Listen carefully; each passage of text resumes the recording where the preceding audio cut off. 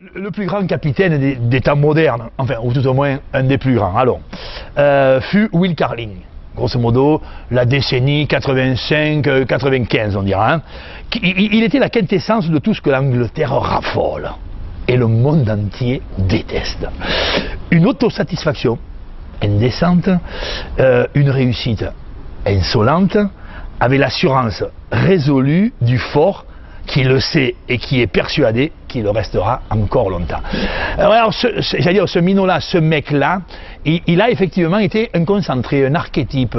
Tu vois, il a été une caricature presque, mais belle caricature quand même. D'abord titulaire d'une belle courge, tu vois, d'attributs forts, le gigot dodu, la croupe ferme, la miche plate, tu vois, la miche robuste, rudoyant. Alors effectivement, il capitalise, qui est déjà un joli mot pour un anglais, il capitalise l'essence de l'âme.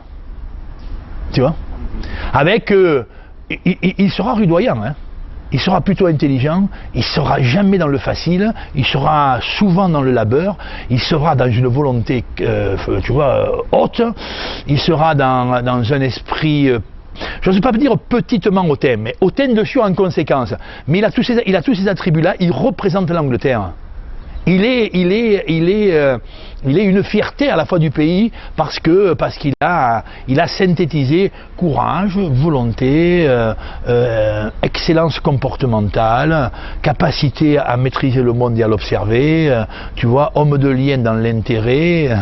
Voilà, alors à la sortie, Carling, il va un peu nous irriter, bien sûr avec Saint-André, qui sera son alter ego français pendant aussi une décennie, ils vont avoir quelques souffrances, hein, ça leur appartient cette petite turbulence, mais comme elle est symbolique, vous en êtes sans doute déjà exprimé avec Philippe, mais la symbolique c'est les matchs France-Angleterre de cette époque-là se terminent toujours par la fameuse poignée de main Saint-André-Carling, qui sont 2-3 quarts, c'est assez rare dans les histoires de ce pays, il y a plus de capitaines autour des avants des mêlées que des 3 quarts et vers les extrémités notamment, et ça se termine toujours par le fameux good game, bon, que vous avez entendu parler et que vous avez sans doute exploité ou que vous exploiterez, ce good game, il traduit tout, quoi. Il traduit d'évidence de la courtoisie et de l'éducation, fatalement, et prenons-le comme ça. Qui peut affirmer que c'est une vilainie absolue? Je suis même pas sûr, moi. Tu vois? Qui peut affirmer que c'est une hypocrisie sordide, fétide, frelatée, mesquine? Pas absolue, pas absolue. C'est la lecture de Saint-André qui fait que c'est comme ça. Tu vois, good game, c'est mec, t'as bien joué quand même. Ou tout au moins tu t'es bien mesuré. Simplement t'as mangé. À la sortie, c'est simplement t'as mangé. Et là, il n'y a pas, tu vois, va rentrer chez toi, te pinarder avec les enfants de ta cour. Non, il y a good game. Mais Carling, il disait good game à tout le monde. C'était pas le gars à vouloir humilier les gens quand il disait good game. Soit parce qu'il avait gagné, mais parce que le premier capitaine de l'Angleterre en 1876 ou 86, j'en sais rien quand c'est que ça a commencé, je suis sûr qu'il disait good game. Donc il y a cette pérennité de comportement, de mots que l'on doit dire en rugby, qui reste très présent chez les Anglais et un peu moins chez nous. Donc évidemment ça porte quand même un relent de suffisance, un relent j'allais dire, de comportement petitement hautain. Bon, ça porte oui Carling. Après quand même, si tu veux, Carling en même temps il a cette symbolique du mec qui grandit avec les valeurs, que l'Angleterre aime beaucoup.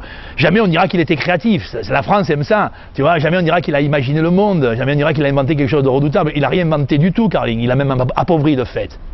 L'équipe d'Angleterre gérée par Will Carling qui fait la finale Coupe du Monde 91 et qui va s'éteindre en demi-finale 95, elle n'est pas particulièrement flamboyante, pourtant il y a des très bons joueurs, hein. Il y a des Gus Scott avec lui, tu vois, il y a les Underwood, ça tricote, hein, ça tricote et ça tripote.